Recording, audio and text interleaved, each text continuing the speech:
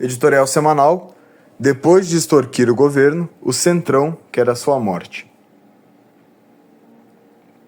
O evento organizado pelo governo de turno neste 8 de janeiro, desde seus preparativos já denotava o fracasso que demonstrou na prática. Os presidentes da Câmara dos Deputados e do Senado Federal se ausentaram, assim como os parlamentares mais cotados como seus sucessores. Quanto ao governo, ao menos 6 ministros não confirmaram presença desde os preparativos. As forças direitistas, dentro e fora do governo, avançam na tentativa de isolar politicamente o Partido dos Trabalhadores, que encabeça o governo com vistas a 2026. Para eles, não vale a pena render capital político ao Luiz Inácio, alimentando essa falsa polarização, abre aspas, democracia / PT versus fascismo / bolsonarismo, fecha aspas. Já nos preparativos em curso para o próximo pleito. Tanto mais considerando que a direita tradicional, como representante legítima das classes dominantes locais, tem grandes chances de ganhar associada ao bolsonarismo moderado, entre aspas, que neutralize eleitoralmente os mais radicais da extrema-direita e arrebate eleitoralmente sua base social. É uma nova dinâmica política cíclica, na qual estamos entrando.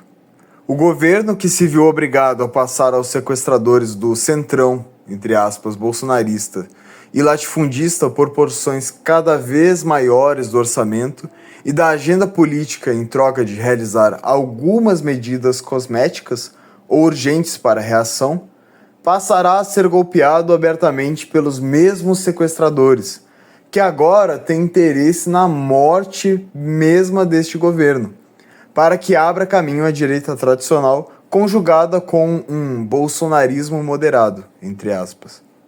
É o retorno do bolsonarismo.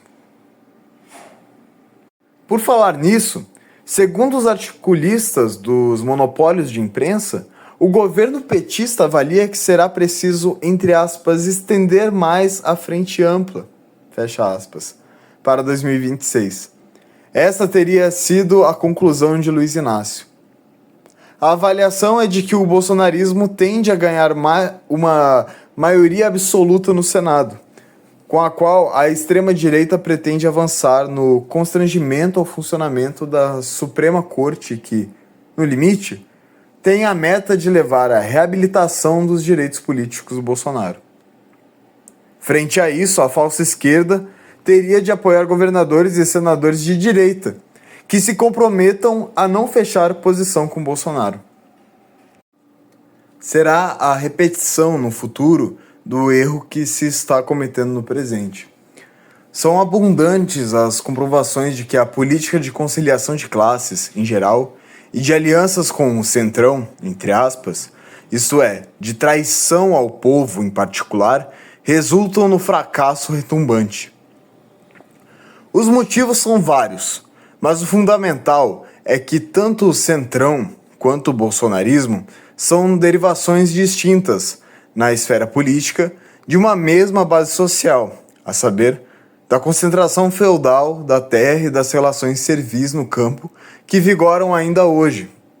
Não somente como herdeiras da horripilante escravidão do povo preto e genocídio dos povos indígenas que marca a fundação deste país, como pela sua reprodução através da evolução de suas formas ainda agora, sobre as quais se erigiu nessa velha sociedade todo um sistema ideológico e cultural de normalização da desumanização das massas empobrecidas, que por isso acredita-se que não precisa de nenhum direito.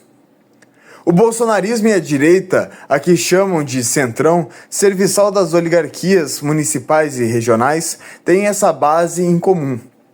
Razão por que não divergem, nem por uma vírgula, de que a solução para a questão agrário-camponesa e para encerrar a luta pela terra são, em primeiro termo, a máxima repressão policial e, em última instância, as chacinas e o genocídio.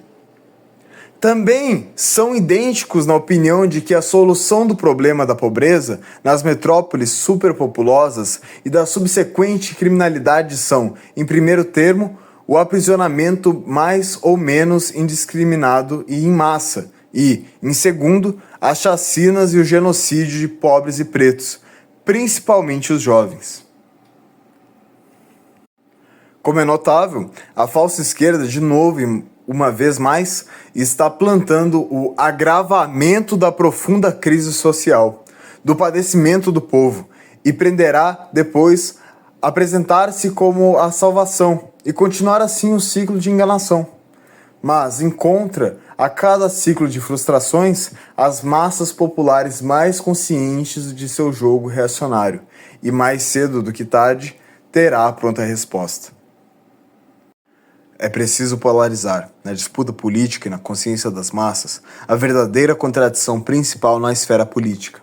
A luta revolucionária pela terra, por um lado, e os grupos paramilitares armados pelo latifúndio e pelo bolsonarismo, nos quais se organizam os galinhas verdes, policiais militares reformados das Forças Armadas ou civis treinados em clubes de tiros e doutrinados pela cartilha anticomunista da extrema-direita de que a solução para o país é um regime fascista advindo de um golpe militar.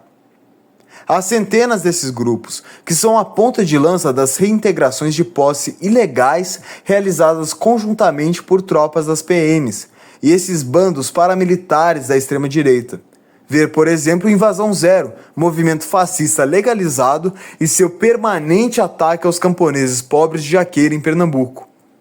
Pois, sim, hoje, os pistoleiros já não são meramente mercenários, mas uma conjunção de latifundiários e seus sabujos ideologicamente convictos de que estão a combater também a volta do comunismo.